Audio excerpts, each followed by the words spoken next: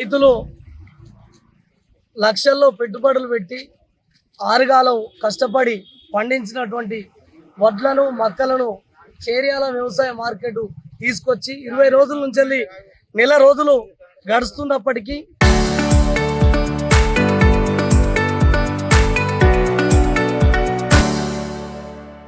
మరియు సరైన సమయానికి బార్దాన్ లేకపోవడంతో ప్రైవేటు బార్దాన్ తీసుకొచ్చి మరి సంచులు నింపాల్సినటువంటి పరిస్థితి నెలకొంది.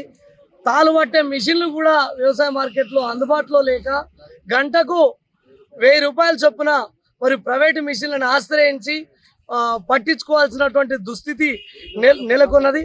మరి మార్కెట్లో త్రాగునీరు కానీ విద్యుత్ కానీ మరియు ఇతర సౌకర్యాలు కూడా బార్దాను కూడా ఇవ్వకుండా మరియు తీవ్రమైనటువంటి ఇబ్బందులు పెడుతున్నటువంటి పరిస్థితి ఉంది.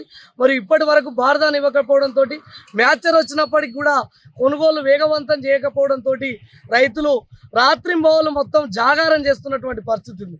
మరి వాతావరణ శాఖనేమో 2-3 రోజులలో వర్షం వస్తుంది, మరి ఒడ్లు తడుస్తాయి, వేగవంతం చేయాలి అని కలెక్టర్ గారు చెప్తారు, రాష్ట్ర ప్రభుత్వం చెప్తారు. మరి కింది స్థాయి అధికారులు మాత్రం నిమ్మకు నీరెత్తినట్టుగా వ్యవహరిస్తూ రైతులను ఇబ్బందులకు గురి చేస్తూ ఉన్నారు. వెంటనే రైతుల పట్ల ఏమాత్రం చిత్తశుద్ధి ఉన్నా కొనుగోళ్లను వేగవంతం చేసి సకాలంలో రైతులకు బార్దాను అందజేసి సౌకర్యాలు కల్పించి న్యాయం చేయాల్సినటువంటి అవసరం ఉంది. లేదంటే సిపిఐ పార్టీ ఆధ్వర్యంలో పెద్ద ఎత్తున ఆందోళన కార్యక్రమం నిర్వహిస్తామని సందర్భంగా హెచ్చరిస్తా ఉన్నాం.